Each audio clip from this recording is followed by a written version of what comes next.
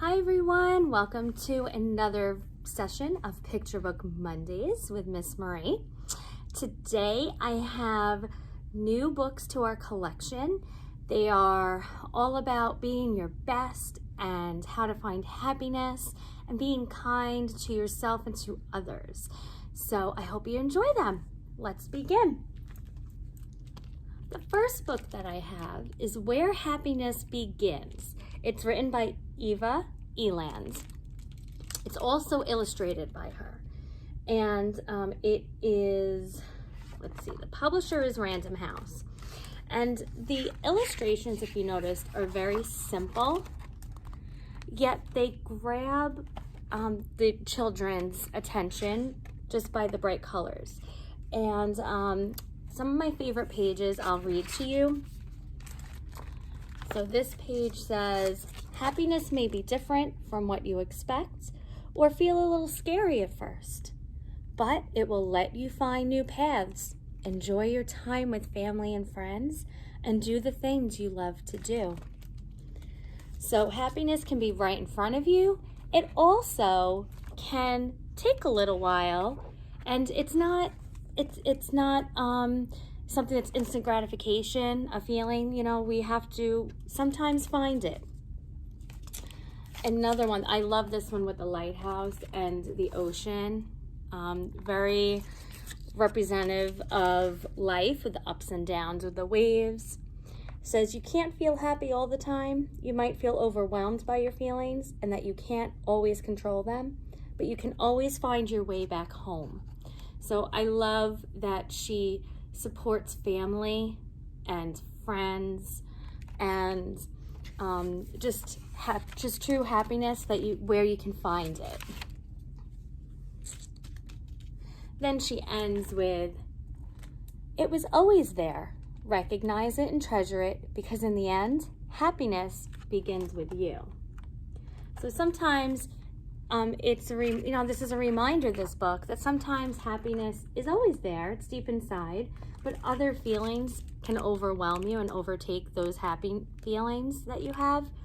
And it's a great book, especially now since we're coming into, I hope not another wave of COVID and the virus, but being home together. I think this is really appropriate for this time. My second book that I'd like to share with you is called The Power of One, Every Act of Kindness Counts. It's written by Trudy, Ludwig, and it is illustrated by Curato. The publisher for this book is Random House Kids. Okay, and when we do a little picture walk through, there are simple illustrations. Again, they start off as black and white. This book is a nice conversation starter in how you may feel overwhelmed at first. Okay. It says, sometimes one can feel like a small and lonely number, but don't let this little number fool you. And it just has this one little act of kindness, something that someone had said to her, and it starts to change. And then all of a sudden you get to these colorful and more colorful pages in the story. It says, one good listener can make even the smallest voice heard. And isn't that so true, right? So happy when we have someone who listens to us and how we feel. And one shy smile can lead to a friendship. One caring friend can open the door for several more. So this story is a great, like I said, it's a great kickoff to discussion with your children on all levels, all ages, from kindergarten, preschool, all the way into middle school. One sincere apology can help heal big and little hurts. Okay, What is a sincere apology? That's a great question to ask your children. And even friends. Friends can have a conversation about this story. So it's really a nice way and a nice book just to have those conversations, and how one small act of kindness will grow, and it is catching, and more people will then also do one small act of kindness. So please check out this book too when you come to the library. My last book is Tomorrow I'll Be Kind. Words and pictures are by Jessica Hische. And let's see, the publisher is Penguin Workshop. Okay. And what I like about this story is that it's optimistic. It talks about getting up in a great mood. There are words, so this is helpful. And then she describes and shows in her illustrations and through words what helpful means. So helpful, she's getting somebody up that fell off the scooter.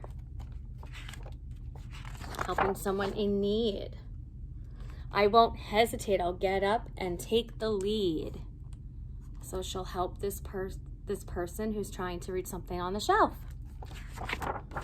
Okay, then she has patience, and every word is described in here as just in a nice way for, again, all age children. This one does tend to be more for the younger children, but I would say you could use this through grade 2. Okay, great conversation starter again with your children around the dinner table or at bedtime about what it means to use these adjectives in your life. And teachers too, this is a nice illustrated way for using adjectives also. So that this might be a good book for you as well to check out. This is gentle.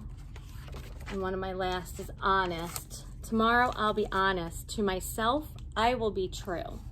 So not only do you need to do these things with others, you also have to do these with yourself, which again, during this time, it can be difficult. But this again is a great way to start a discussion with your family and your children. I hope you enjoyed these 3 stories. Please make an appointment to check them out. You can make a browsing appointment or you can make a curbside appointment. We'll see you soon. Bye.